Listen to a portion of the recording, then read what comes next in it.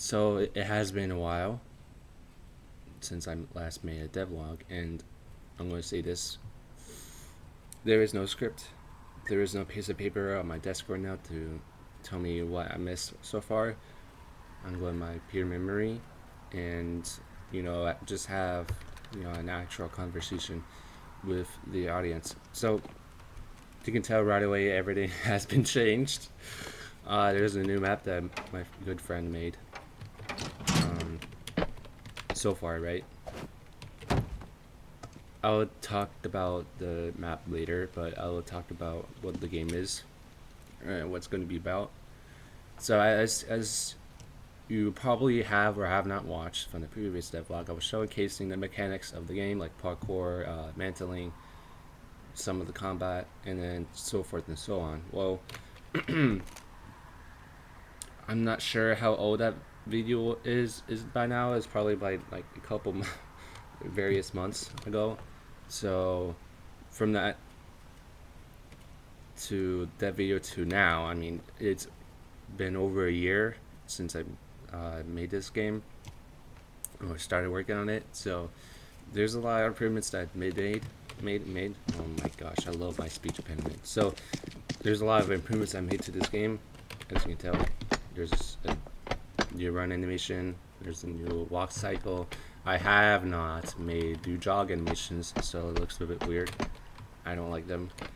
And you can tell there's like some new UI elements in the game, like this health bars when you scroll in. Shows you a heart and shows how much health you have, and a knockout, which is the yellow bar. As I shown in the previous video, if I have or have not, but it does not matter because I am not going to every speak in detail about what mechanic does and does not. So now I'm going to talk about the map and the game. So this map is going to be one among three maps.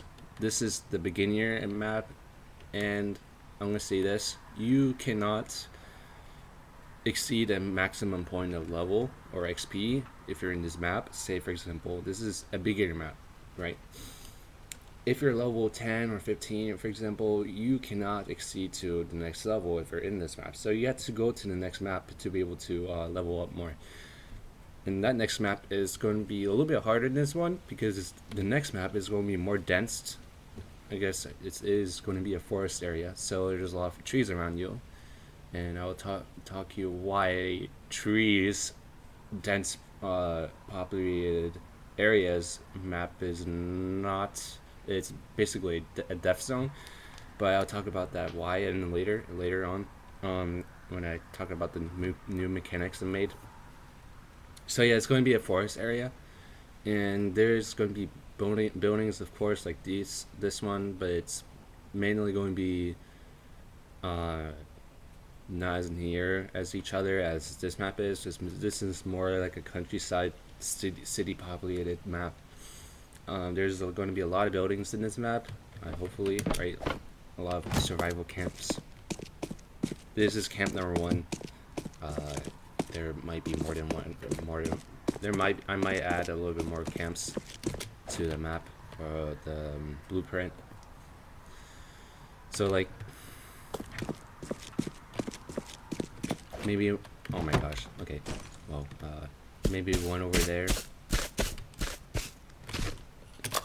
One over there, and as you can tell, this is forced third player, so shift lock is always on, even though if you turn it off, it's always on. I do not know how to make it set to developer, but it's fine. These buildings are not. These are just test buildings. I think Builder Rasty put them there. I don't know why exactly, but they're there. This is before my friend built this one, so I'm gonna say he did a great job.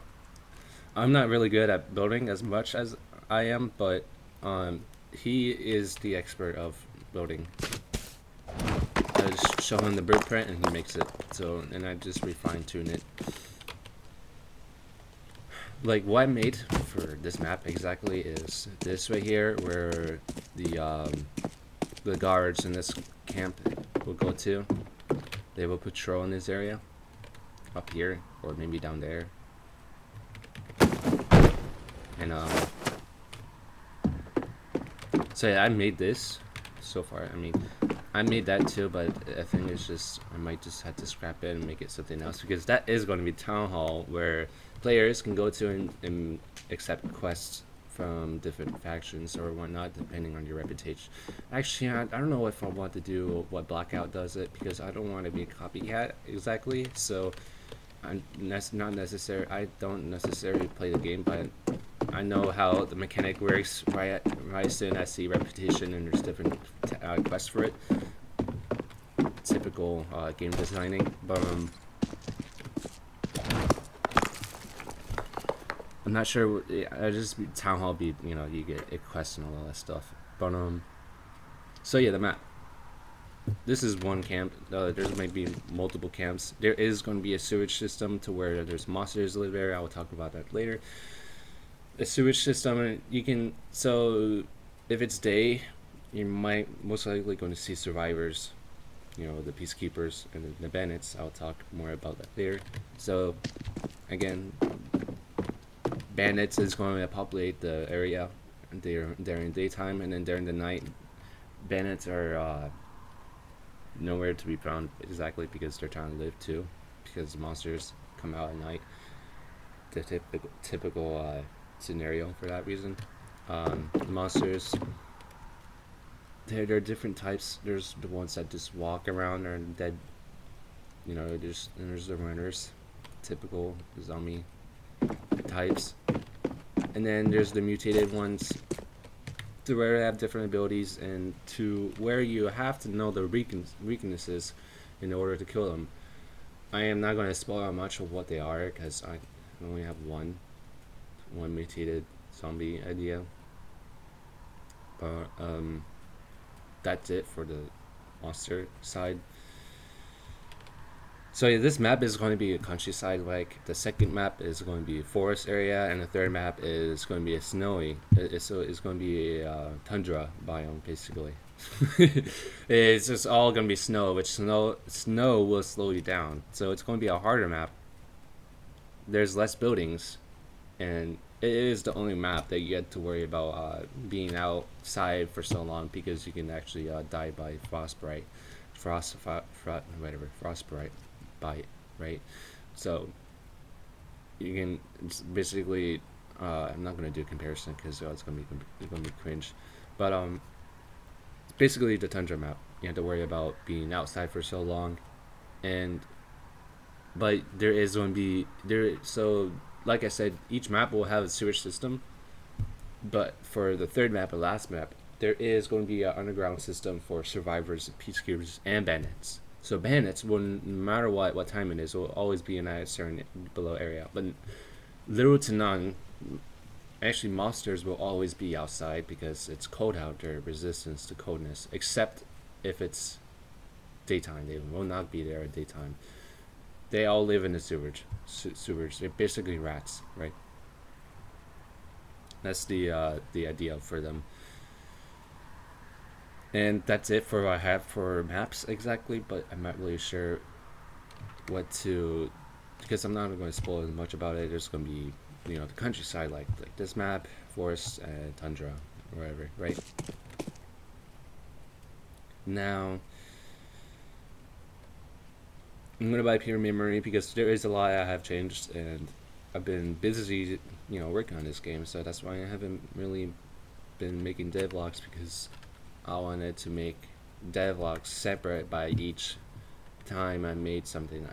I did not follow the flow of it, but there still might be bugs. Wait, why is, oh man, I just realized the text that said this game is contingent on the game of development should be there, but it's not there, so it's whatever. It's basically saying this game is a work in progress. I forgot to make the text visible, because I was testing the indicator for a combat tag and the faction of that NPC. So I'll show that later. Right now, and just getting the premise of what things I have added. So from the previous devlog, I showed parkour, mantling, which I did before, and different jump types. Like we just press space, you do a hop. If you hold down it, you do a longer jump. And if you run and hold jump, do that. And you see that little, if you notice or not, the way I run, I have to hold down shift, right? If I just tap shift, I'm just doing jogging, right? I think I already explained this in the previous devlog, but basically, if you just hold down shift and let go, I mean, you have to hold it down for a specific time because you're beginning to run, so it's, what in the world? How did I do that? That should not, okay, whatever. But, like I said, this game is a work in progress by me alone, so it's gonna be a hefty price on my life, so... Yeah, solo deving. So I love my voice. Solo deving is a fun job to do. Yes, it is just me working on this. The UI design, the scripting, the animation, the sound design. I mean, most of it, the sounds I have in this game is not made by me. Like you can tell, the footsteps is from CS:GO. I think. I'm not sure where it's from exactly, but. And there's a bug right now where my walking sounds is not working because I have to slide to make it work. There's a lot of bugs. Not a lot, but it's not really game-breaking bugs. Like the faction icon is still there after you're dying or something when it shows who's attacking you. There's that too, and there's some other bugs. But other than that, the game is fine. I mean, it's playable. I just need to fine-tune it. I mean, this game is not really memory breaking either, which is surprisingly from my side. I mean, I guess I really did improve from the first one, which is the first devlog. If you go to my channel, it's a game before this one, and it was really just me doing something new and making a combat system on my own rather than using a free model, right? And that's a long story that I might have its own separate video, but short, basically in a short version, I learned a lot from making that game because I realized that the fundamentals I placed in before the game of all that stuff, I really made that code really messy. I did not use modules. I have like tools that have its own separate script, which is very hard to update when there's something new. So I had to update each tool, and it was basically a nightmare. And so now, right, I have my own combat system, and I'm able to update it faster too. I don't have to update anymore. It's really cool because I'm able to really fine-tune things, and it's easier for me to make updates because it's not going to take me so long to update each tool, and I have to worry about different code for each tool. Now it's all in one basket. It's all in like the reverse of saying not putting all your eggs in one basket. It's basically what's happening here. Coding, you should not put your eggs in multiple baskets because it's gonna ruin you. That's why there is a new version, blah blah blah blah. That is why there's a new version of Blackout, because the owner probably like think that, oh, the scripting is terrible, so he had to start over. Maybe as I'm assuming. But yes, what I was gonna say is that this is the language that they use. I might just make it Subway B, Subway Station B, or just back to English. The language that the NPCs use, because I was like, well, it would be cool if I do this, but at the same time, I don't want people to think that this means something else in a different language. Busia Tasiona B, and yeah, I probably pronounced that wrong too, but this is the subway system, and this is part of the system I want to talk about, where I made it where if you go to a subway or on the ground, right, it would change the atmosphere.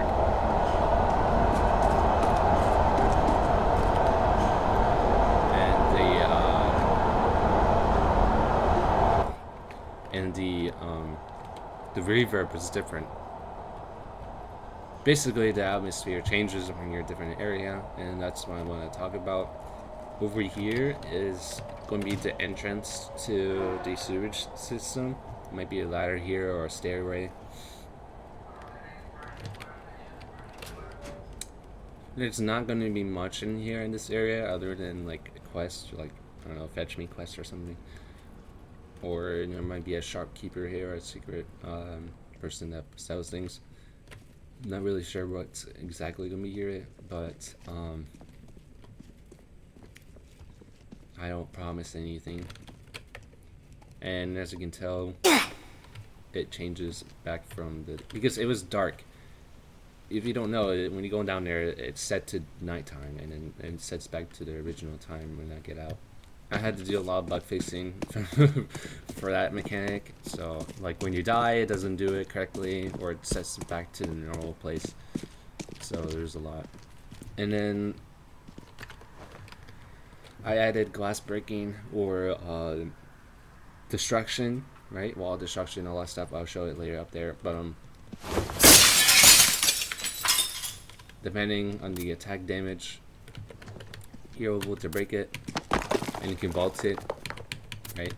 Pretty cool, right? I mean, it's not really useful for this building because you're not going to be fighting this camp because there's going to be NPCs that patrol the area. If you try to fight somebody, the NPCs will attack you. I'll show that later. But if the glass is still there, you cannot vault it. So there's that. And new mechanic, vaulting, I don't really need to explain what that is.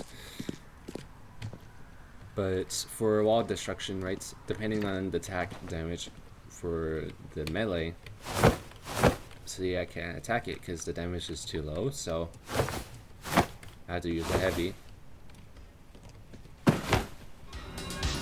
I have no idea why it's making it, because it works fine, right? When I do this, it's just fine, but whenever I'm really near a wall, it does that, so I might have to fix that or something.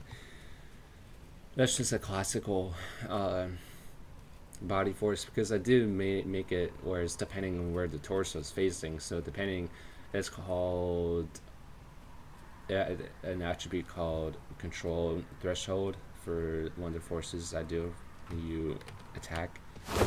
It's only for heavies because most of the attacks don't have that, because it makes you move on your own. So like it does that for some reason, but if you're right here, it doesn't. Oh, right, as a alright, well, it's not really perfect because there's this note right here. I can't really make it destroyable because it would just make this thing float in place. So what I have to do is have it, and you can see, you can hear it too. And it hurts me because I'm using my bare hands. Unless I'm using a knife, right? It doesn't do that.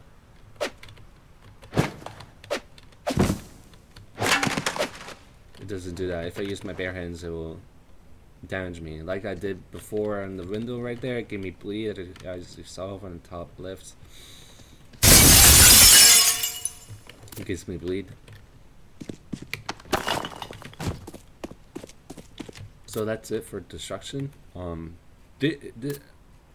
gonna say, I haven't really said it before in the beginning of the video, this is gonna be a long segmented video, and it's not gonna be, I don't need to have, it's just me rambling, talking about the game, and it's really not meant for engagement. Wait a second. Oh, okay, never mind, I was seeing things. I thought the fog was different. Okay, never mind. But yeah, this video is not for engagement or just making the video good. I'm just talking about the game and just purely just doing that alone. So this is just me rambling.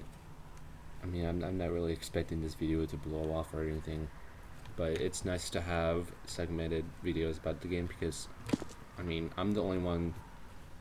This game is really a hidden gem, according to some people that play the game, because this game is not really popular. My I might put the game link under the description, but you can tell that it barely has any visits. I mean, yeah, 2000, right? 2000, right? Well, I mean, maybe a lot, but it's still not popular as there's only like barely anyone playing, as you can tell. Right. So I made an entirely new leaderboard, right? Azoten. Oh, that's me. Well, there's this create party system that I made. It's basically what it is. You create a party, right? There's P for party owner, and then it will show. It would not show how much how much health I have, but if I had other people join my party, and I can do that by pressing M, this is the new menu system. This is the skill tree, the settings, the loadout, and party quest. So you can invite people from this invite button right here, but I don't have it because it's me. So if I have someone join the game, I can click their name and invite party. They have to press M to look at this and party quest. Somebody said that they need me to make a notification when they receive it, but that alone can be annoying because, I mean, I don't want to have to make another setting to where you have to disable notifications for party quest. So I just made it notificationless. So you would have to press M and then you click on it. So yeah, if you're the party member, you can see. I mean, if you're in a party, you can see each other's markers if you're further away. So if your guys are like from camp 1 and camp 5 way over there, you can see each other markers, you can see each other, you can see how much health you guys have. Not exactly, because it shows by wording. So it's say unscathed, which means they're at full health, so it's a white text. And if they're below 100%, it would say salubarious, which means healthy. I just did some fancy wording for that one. And then injured, wounded, no, sorry, it's wounded and injured, and then moribund, which is below 25% HP, I believe. I forgot, but that just basically tells you how much health there are by the coloring of the text and the wording.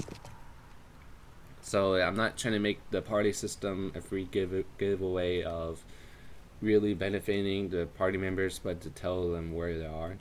I mean, if you guys are in a Discord call or something, you can tell how much exactly they have, how much HP they have exactly. But there is another system that will show in a couple of minutes or seconds. As you can tell from the bottom left, it's 16:49, and that's the time of the game, or in-game time. Depending on the quality of this game, I'm not sure. I mean, this video, I'm not sure if you can see it or not. Hopefully, the video. Sorry. Oh my gosh, it's 1080p. But if not, you can tell by the sound alone.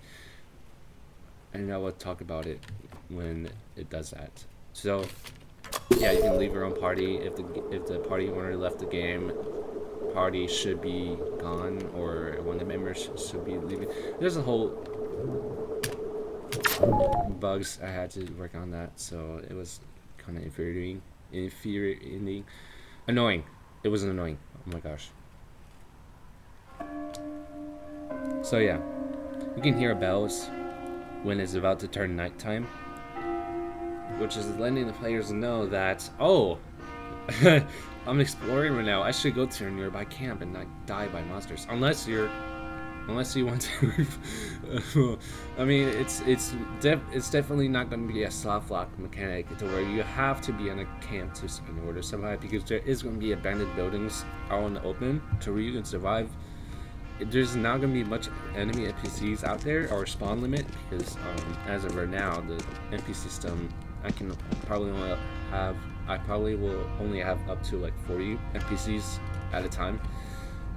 But it's definitely, the monsters coming out at night is definitely not going to be a soft lock mechanic to where you can only be in the camps. You can defeat them, right? The mutators or the mutations, they're really rare to see unless you're in the sewers. If it's nighttime, you're not going to see any monsters other than walkers in the sewers because they're all out in the day over here. So yeah, you can hear bells from everywhere, from one location to another, because outside this mountain range is a bunch of churches, or I would say, like, not churches, but basically alerters for survivors in the country to know that, oh hey, that's nighttime, you should get somewhere safe. And the bells will be more distanced as you progress in the map. So the second map you can somewhat hear it, but in the tundra area you can barely hear it because they're almost there anyways. So it's not going to be a problematic alert system, or no, just like the tundra map is definitely going to be the hardest map to be in, but the skill tree exists, and that's what I'm going to talk about. The skill tree, right? I haven't really finished it because, oh my gosh, I hate this bug. I haven't really finished it because I just finished the parkour branch, or the sketch of it, for where you can pick and choose which skills to have. Excuse me. And then you can only choose one per branch. So this is a separate branch, and then it'll be branch number 2, branch number 3, branch number 4. You can only choose one, and you can make separate builds for this too. So it's not gonna be like Devoken to where you get a free ability or no, why not, and you pretty much get the same ability if you level up. But it's basically you can only choose one, and you can make certain builds with it. For parkour, it's going to be linear, so it's not going to be as dramatic as the other branches, like combat or survivability. Parkour, you will see this. This is the skill for when you become a big, like a better parkour skill. Basically, you have benefits like you jump higher, or you do more actions more effectively. And then there's the advanced parkour, and then the mastery parkour. So you can only get the mastery parkour at Tundra map, basically, is what I'm saying. You can get better parkour in this map and a couple more branches until you're limited off to that branch, and then you have to go to the next map to be able to get to advanced parkour. It's basically what that premise of being the leveling up mechanic for each map. So it is not this dark, trust me, because the moon is not really entirely out. You can press P to have the lights for that device. I'm not going to really necessarily talk about Lloyd because that's another separate video to talk about. It's really complex, and I don't want to have to talk about it now. So it's not, the lore of this game is not really entirely done yet, so I'll talk about it when it's more refined. So yeah, this game, I forgot to talk about what this game is. This is a fighting game, obviously, but it's going to have some horror elements into it somewhat.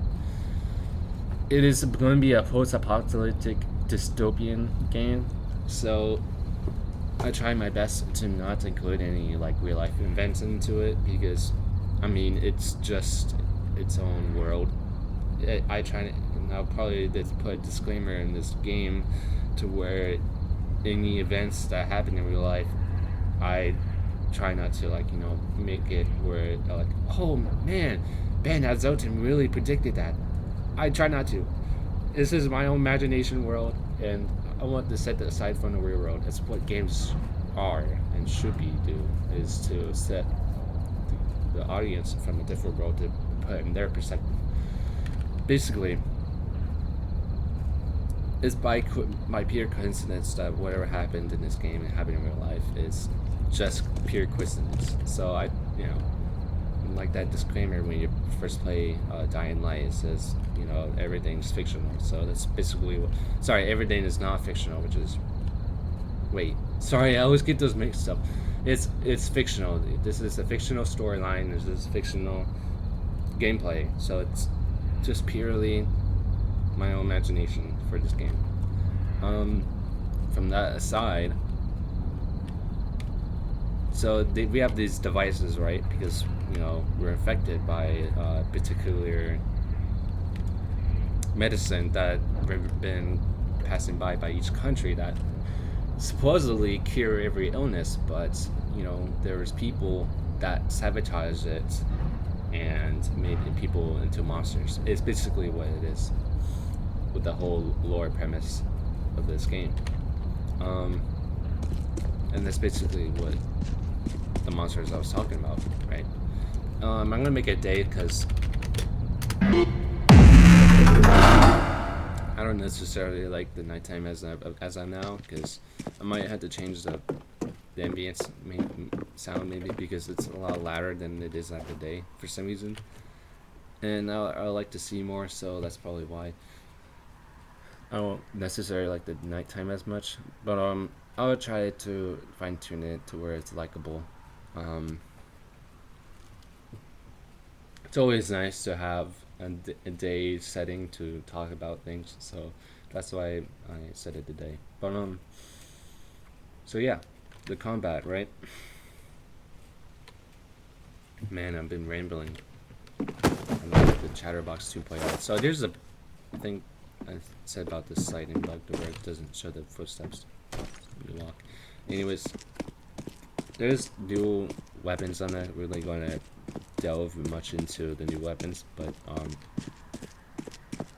the secondary weapons is basically like fists. There is no holster animation, and I will make the secondary weapons automatically equip when you press it, because as of now it doesn't do that.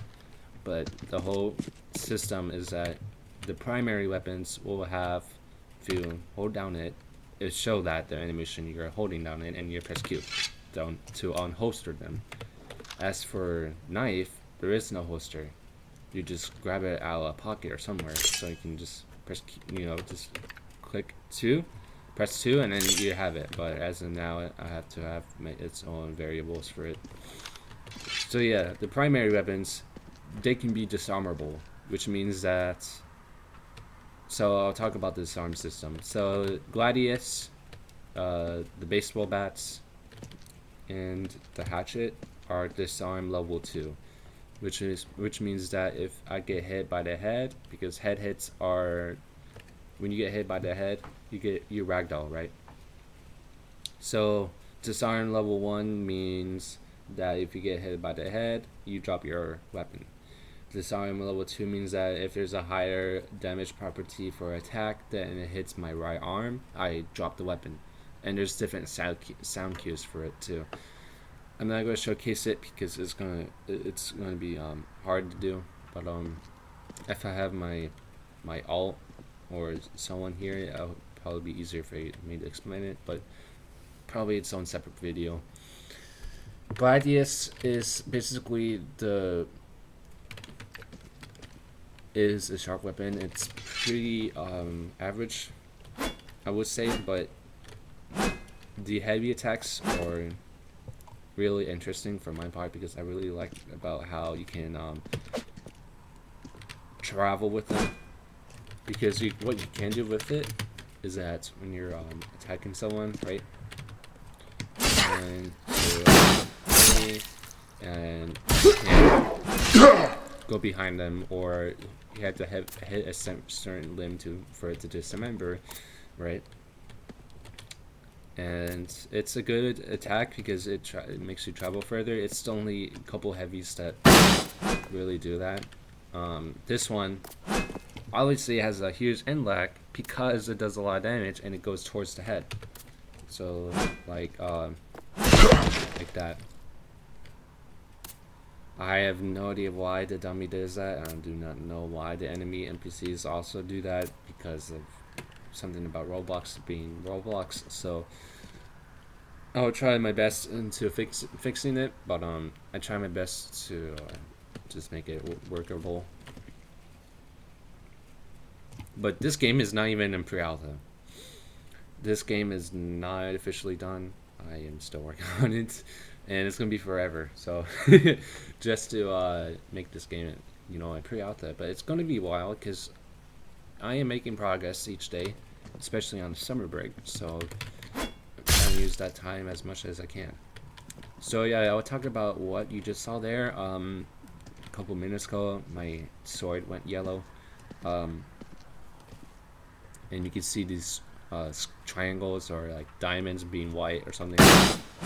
So you can see I can do 3 ally attacks before the combo resets, and there's the alternative attacks which I explained in a previous devlog. Alternatives attacks are basically different stat-wise attacks from the normal light attacks. Like these are slower, right? But these are faster. But they don't go towards the head where you can do a head cut from there, but it goes towards the lower end, and there's feint. But and just recently, my friend was like, "Why did you not have a cooldown for feinting?" I'm like, "Stamina is the cooldown for feinting." And they're like, "Why?" And I was like, "Fine, I'll put a 2-second cooldown on feinting," and that's what it is. It's similar to Debulking. Oh, I don't want to copy like Debulking, but people want it. People wanted feint to have CD, so I put it CD. So yeah, it's a 2 seconds cooldown for each time you do a feint. So it's, I guess, For Honor has no cooldown for feinting. So I'm like, bro. Anyways, enough of me rambling about feinting. So the yellow is unblockable. You cannot block it. That's basically what it is. And blue is undodgeable.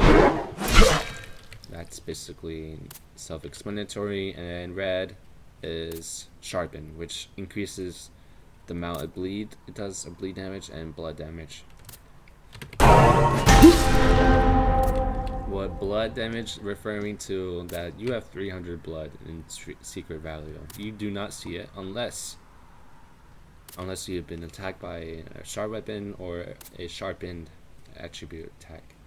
So what blood does, it basically decreases the maximum of health you have, or how much health you can regain back.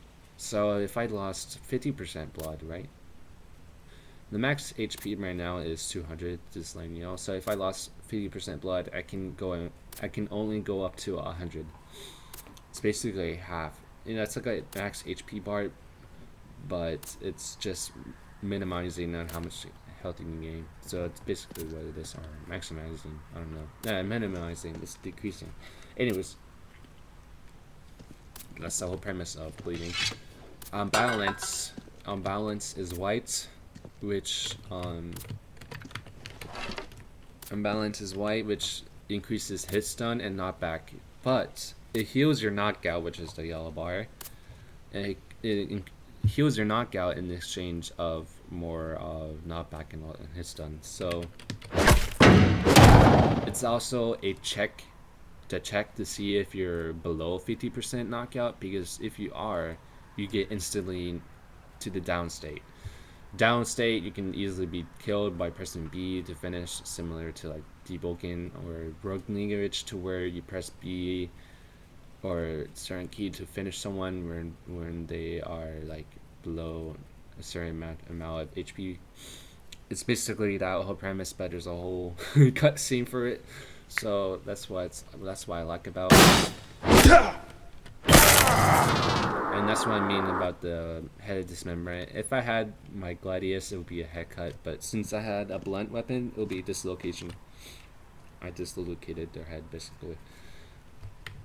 So the white is the check to see if they're below 50%, and so you instantly win.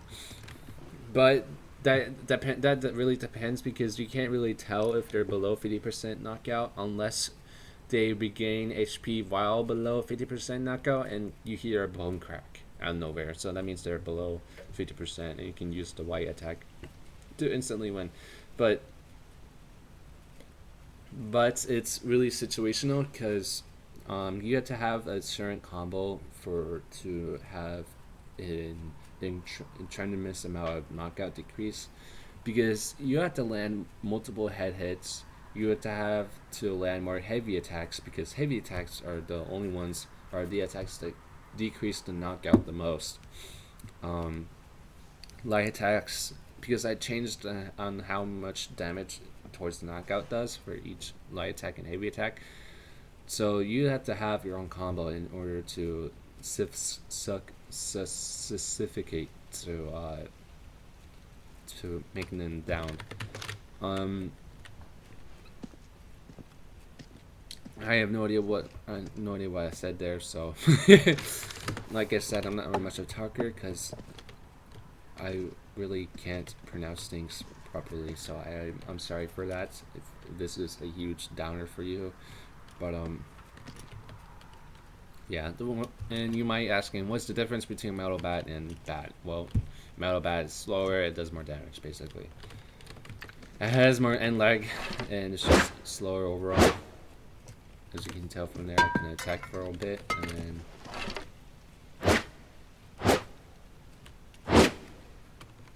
Yep. Don't mind them rolling around.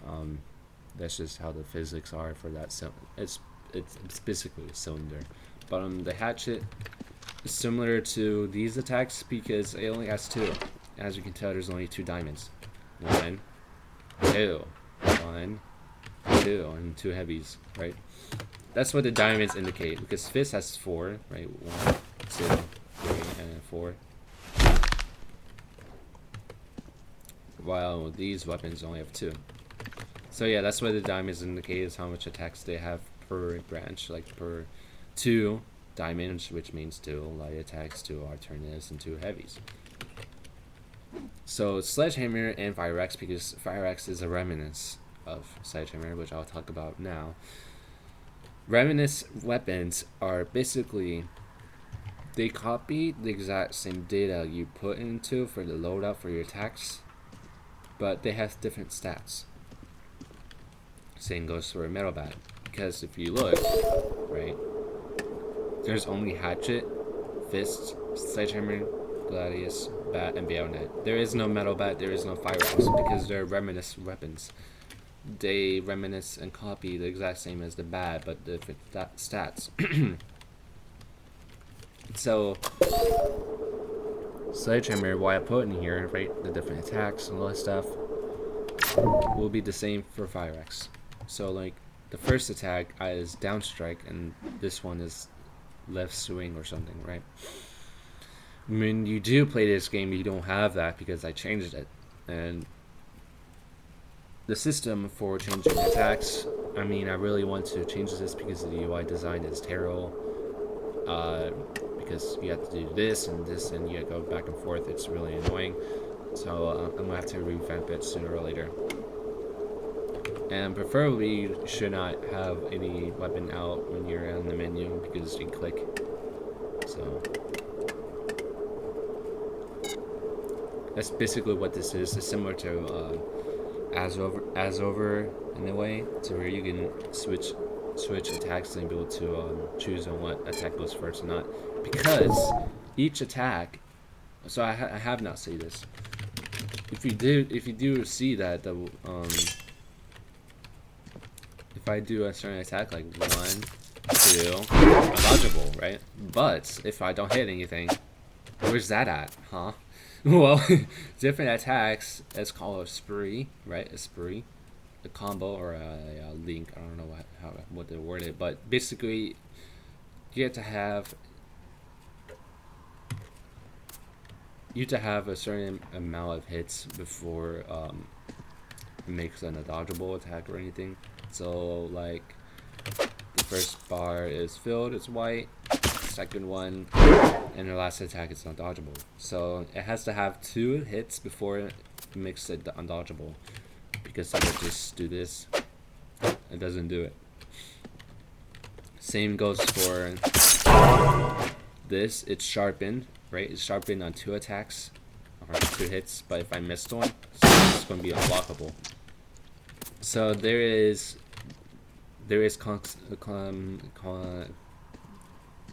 complexity to this game. It is really strategy based game. It is not beginner friendly, I'll say you that. The whole system is, you will have to have a couple hours, or depending on how smart you are. Well, I wouldn't say that, but depending on how you process this information will determine on how quickly you learn the combat. Because I wouldn't say smart, because people are smart in different ways. I really hate this so much. So yeah, like I said, hatchet, fist, squat, blah blah blah blah blah blah blah. Different attacks do different attributes depending on the spree. So I can make this attack like it's unbalanced, but if you play the game, it's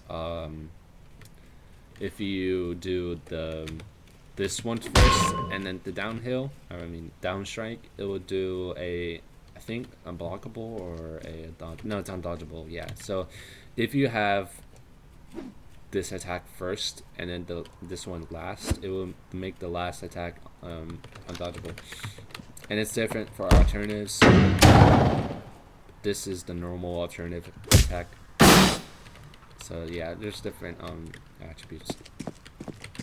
There is dodging, blocking, parrying. As you can tell, it went from yellow to gray. There is block health. That's what the bar is there. My voice is killing me. I don't have any water with me. So yeah, the shield here is the block health. Each block tier of weapons increases the block health by 5, and certain skills will increase block health. So like the secondary weapons are block tier 0. Gladius, Bat, and Hatchet are block tier 1. These are block tier 2. So fist, if you parry, you can parry a sledgehammer. However, it does not stun the enemy. It will just push you back forward. And it does some knockout damage, but it's better than being dead. So what you have to do is use dodge instead of blocking. Dodge, however, it does a static constant 2-second stun. So which that means is that if the enemy's attack animation, it still has 1.5 seconds left of the animation, not including what time they can be able to attack. If they have 1.5 seconds left, they have 0.5 seconds of stun for dodging, because the animation still has to process 1.5 seconds left. So it's static, and it's not as good as parrying, where it's a constant 3-second stun on top of the end lag and the middle of the attack animation. So you still have 3 seconds plus how many seconds they have left for end lag to be over.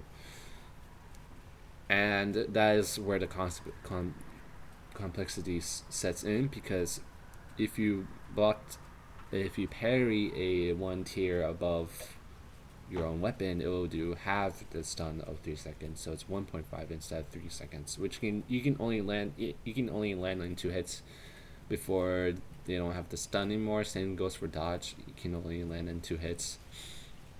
Parry, however, you can land probably 3 before they're able to parry. Block or counter your attacks. So it's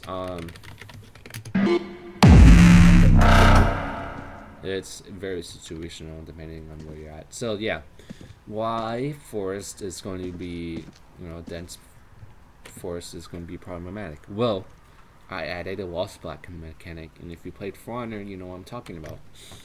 Um, if you get knocked back to a wall, you get stunned for 2 seconds. And you get dealt damage for a little bit. But the next attack that you receive is critical, which means it probably doubles. Because there's two different damage properties for each attack. There's damage 1, damage 2. Damage 1 is the base health. It'll also determine how much bleed you get, and that's it, I think. Also, sort of determines how much limb damage you get. Damage 2 determines how much knockout, how powerful is the knockout, how powerful is the hit. No, the hit stun is different value. Sorry.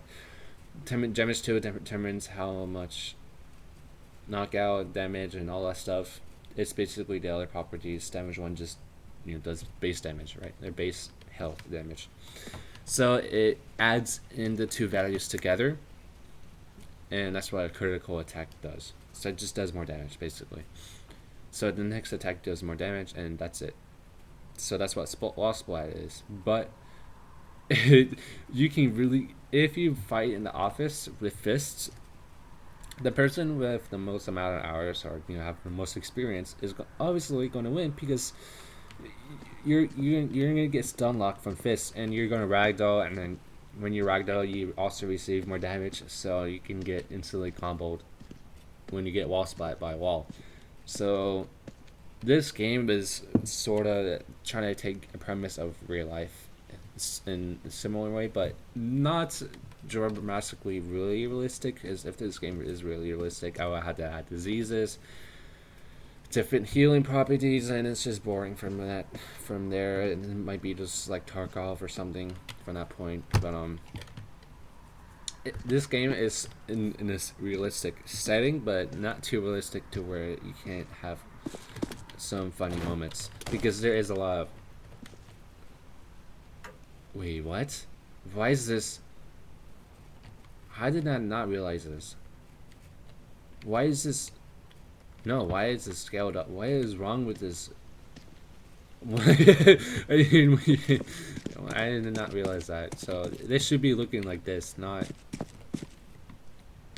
What abomination is that? I think this is a connector. I'm not really sure. It doesn't have a light pole. That's probably why. I was like really weirded out on how this looked like. And you can climb these, but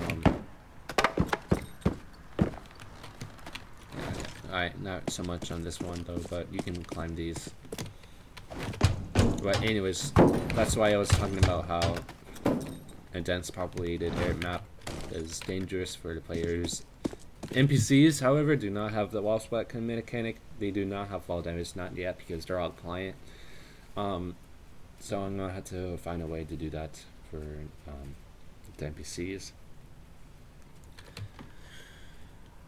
So, other than that, right? There's this tutorial guide that talks about the game. If you ever join it, I might have to have the skip button to where you can skip the process of him talking. What is this game? How do you play? Nothing. It just shows the. It just talks about how the game, what the game is, and all that stuff. So yeah, this dialogue system would be for NPCs when you want to buy something or anything, and you can tell the animation is different, which I think is pretty cool. So I did a good job on that. I think I did. I'm not really sure. So yeah, like I said, this game is not really popular. I mean, I only have like 70 members in my Discord community, which most of them are from previous games I made, so it's not really on this game. I mean, there's nothing to do other than fight. So once I add cash or currency and be able to loot things and different premises of this game, it might be more playable, more enjoyable. As I'm now, it's just bare bones. But until I make the skill tree and everything, it would be pretty fun game. Sorry. I'm trying to remember what anything else. Oh right, the swim. There is a water mechanic, but there's no water right now. So what water does is just slows you down. But there's going to be a swimming system I have to make. I remade the climbing mechanic. I am not using the the humanoid state for climbing not at all. I disabled human state for climbing and swimming because I'm gonna make my own system for it. So right here, if I press E, it has its own thing, right? Because you can't press E right here, so you have to hold jump and then press E on it. And press shift, you can go up faster. And it automatically jumps you upward when you get near it. So yeah, these ladders are mostly going to be in the sewer system, not a whole lot outside, because that's just, I mean, you don't really need a ladder when you can just do this. However, if you don't have this, because in parkour, Tic Tac is going to have his own skill you have to unlock. If you don't have this, you can use the ladder. I mean, it's not really good on this either, because it's by part.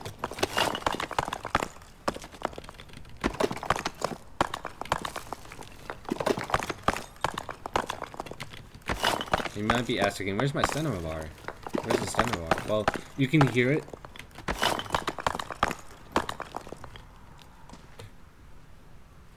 You can tell if you're low on cinema if your screen gets gray and if the sounds get muffled. I will show it. That's hard to show it because I forgot what makes the most wait, I don't know how. Blocking also consumes stamina, and so does dodging. But that's only if you let go of block.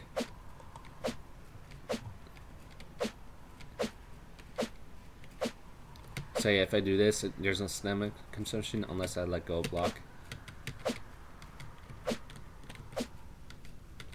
And as you can tell, the sounds are getting muffled.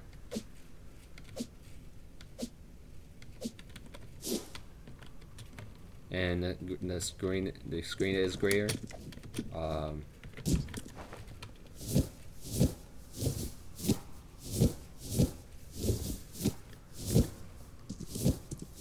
If you run and attack at the same time, yeah, and I'm exhausted. You cannot block or dodge while exhausted. You can still attack, but how stamina consumption works is that if you idly attack, it's barely 0 to none stamina consumption, but it still pauses your stamina regeneration. If you move while attacking, there's a little bit of stamina consumption. If you run and attack at the same time, there's going to be a lot of stamina decrease, depending on the weapon.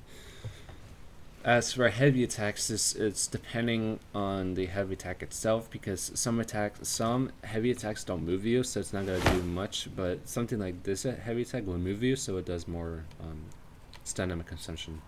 So like this one, it's not going to do much because I'm not moving as much. But something like this last heavy attack, right, does a lot because I'm moving, and does 3 swings, so it's 3 times the stamina consumption.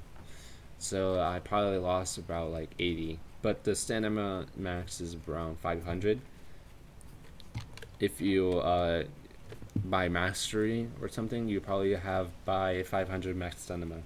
So yeah, parkour also defines how much stamina you have. Of course, it's not really parkour because that's more of combat and survivability, but I mean, it's part of parkour because you need to have stamina to climb and all that stuff. So there's that. You can drop weapons. I mean, I think I already showed that, but that's basically what happens if you get disarmed. You drop your weapon, you have to pick it up. So oftentimes you have to use your fists because you can't just run over there and get back, or you can go to a nearby shopkeeper or something. You have to most of the times use your fist when you drop your weapon, unless you have a skill to where there's a chance to where you don't drop your weapon, and that's a survivability skill probably. I'm not really sure how I'm gonna do that because I don't want chance, I don't want like luck to be a part of the factor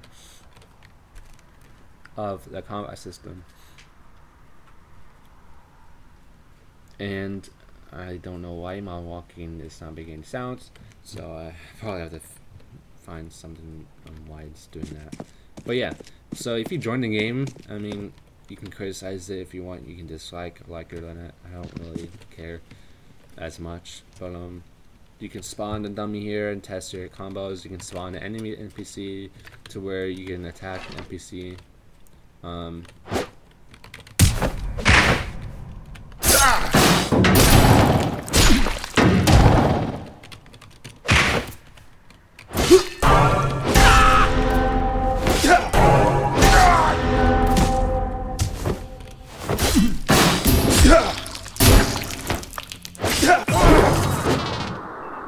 So yeah, different hurt sounds determine on how much damage they gain. So like there's damage 20, makes that sound, which is,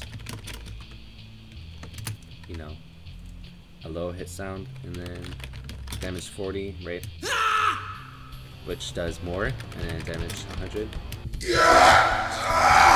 which is a scream, which does a lot of damage. If you're below 50%, you have your own idle animation or injured.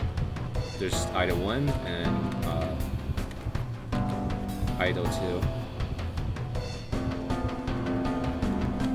You have your own animations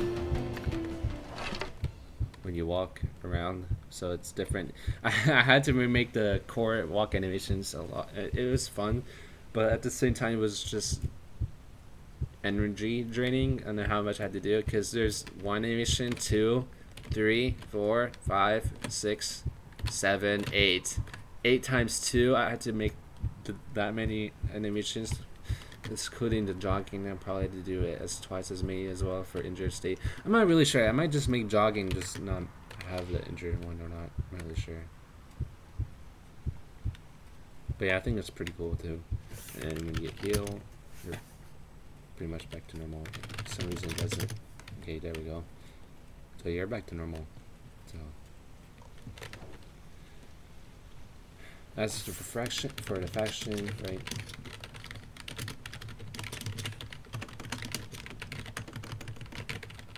Of course they're gonna take the dummy.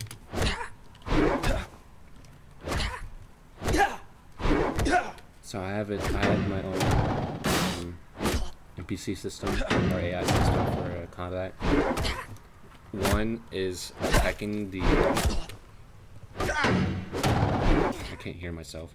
So yeah, one can attack the enemy, and one stands by in case they move around. Because you can, if I were to be the enemy, and if I move around, if this one gets closer to me and not this, then this one's further away. This one switch targets. They switch targets, and then this one, the closest ally to the enemy will switch targets. So this one will attack me now instead of that one because I went closer to this one. And that's going to happen is most often when you're facing more than one NPC, is that one is going to surround you and the other one attacks you. So that happens if you do a heavy attack that launches you forward. There's times where the one that surrounds you will switch to you attacking you. So there's gonna be times as that you might have to be careful on what attacks you do and what the enemies are at. So what's unique? I don't know why it does that. This is bothering me. What the hell? Sorry. So what's unique is that if the survivors don't attack me or the peacekeepers unless I attack them, right? 1, 2, 3, 4, 5. So I might have to increase how much.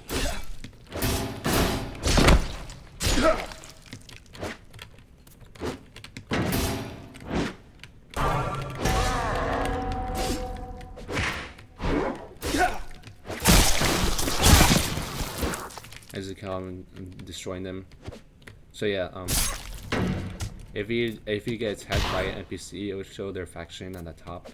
As you can tell, their faction is blue. They don't attack me because I was not attacking them.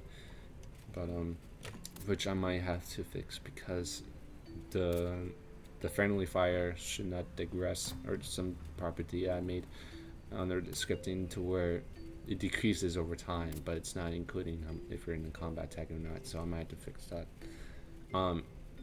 So yeah, the top shows what faction they are, the blue, I guess blue is the Peacekeepers, the green is the Survivors, and red is Bandits. So Bandits will have a Z. The Peacekeepers will have that sort of symbol with like look like a diamond with two eyes, a diamond with two eyes, yeah. And then the Survivors will have a some sort of S, or like it will have like a little S on it. It looks like an 8, so that's what it is. Here, I will show you. So if I attack a Survivor,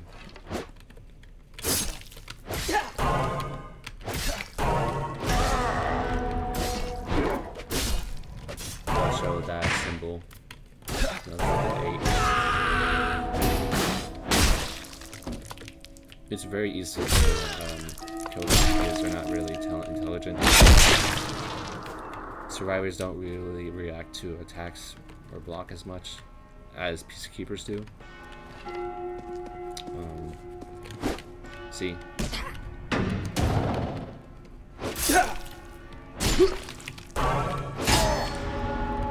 Bad armor, so you can tell.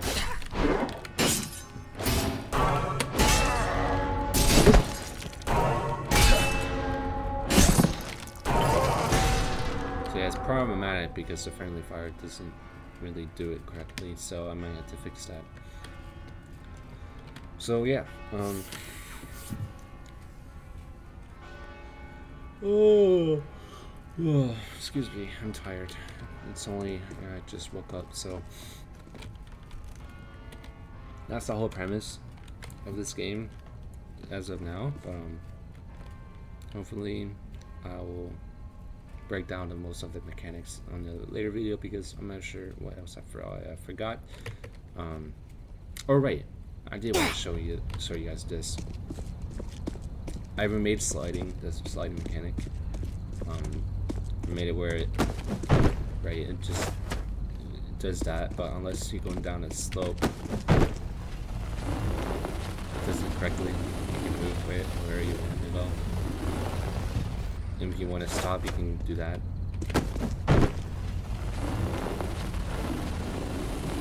So yeah, I'm gonna see this. You do not receive fall damage when you're sliding because how fall damage work is depending on the magnitude of the velocity.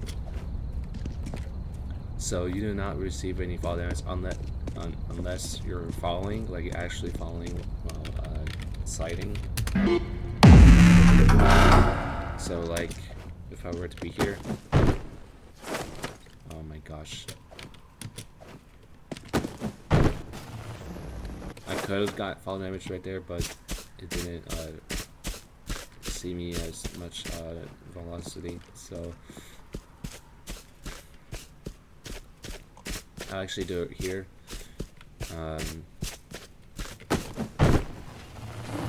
So yeah, if I slide, I should have done that, but it's not really perfect.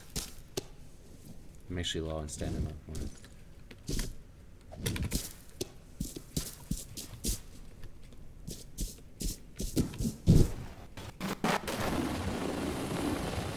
Yeah, it's probably something I have to fix, but it should have done the fall damage, but it's not really perfect exactly, but there's something that can fix, yeah. I think that's really it to talk about because most of it is just nerd talking, how most of the mechanics work and all that stuff. So if you want to see the game for yourself, it's in the description, and so is the Discord link if you want to join it. It's really up to you. I mean, like I said, I'm not expecting this game to blow up or anything, but if it does, well, then wow, I'm impressed.